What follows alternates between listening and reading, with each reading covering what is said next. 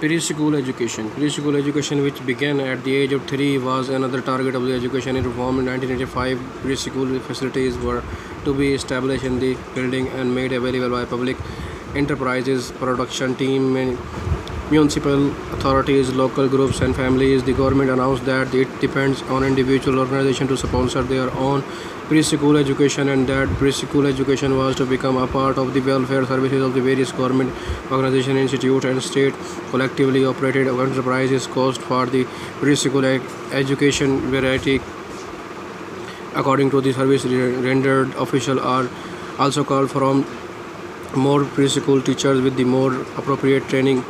Special education.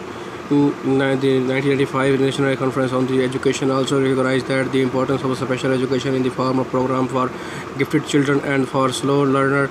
Gifted children were allowed to skip grades. Slow learners were encouraged to reach minimum standard, although those who did not maintain the pace seldom reached the next stage. For the most part, children with the severe learning problems and those with the hard handicap and psychological needs were the responsibilities of their families.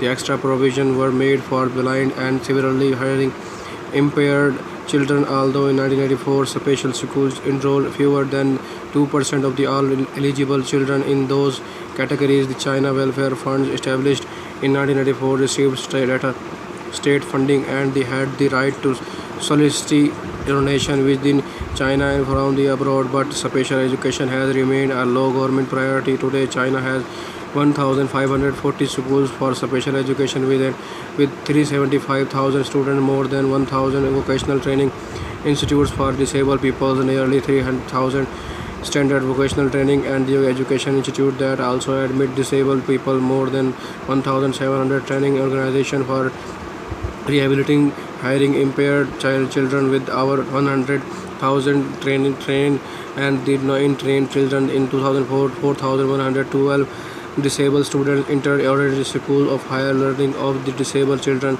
receiving special education, 63.6% of the total recruitment number and 66.2% of the enrollment were in the ordinary school or special classes thereof. Secondary education history.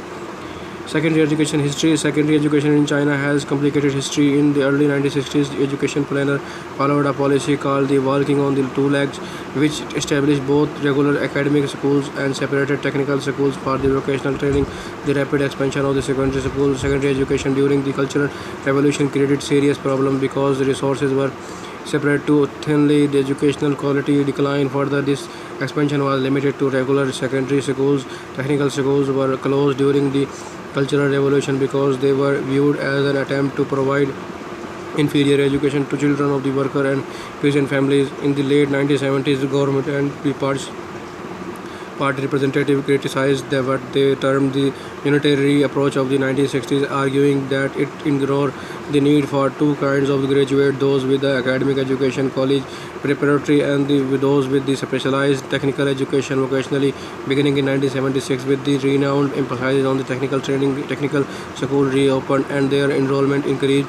In their drive to separate vocationally and technical education regularly, secondary school enrollment fell. By 1986, universal secondary education was part of the 9-year compulsory education law that made primary education and the junior middle school education mandatory. The desire to consolidate existing schools and to improve the quality of key middle school was, however, under the education reform, more important than the expanding enrollment.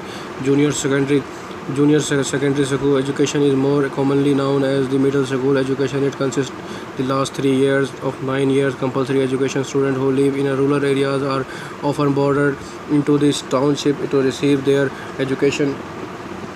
Senior secondary education often refer to the 3 years of the higher school or called the senior middle school education as from the grade 10 to grade 12. Normally, students who have finished 6 years of primary education will continue 3 more years of academic study in middle schools as regulated by the compulsory education law at the age of the 12. This, however, is not compulsory for senior secondary education, where junior graduate may choose to continue for 3 years academic education in academic high school, which will eventually lead to the university, or to switch to a vocational course in vocational high school. Generally, high school usually have two semesters starting in the September and February. In some rural areas, the operation may be subjected to agriculture cycles. The number of the lessons offered by a school every week is very subjective and largely depends on the school resources. In addition to normal lesson period for private study and the extracurricular activities are private provide as well. The academic curriculum consists of Chinese, mathematics, English, physics, chemistry, biology, geography, history, ideology and political science, music, fine arts, PE, technology, computing, etc. Some schools may also offer vocational subjects. Generally speaking, Chinese, mathematics, and English are considered as three main subjects as they will definitely be examined in Gaokao.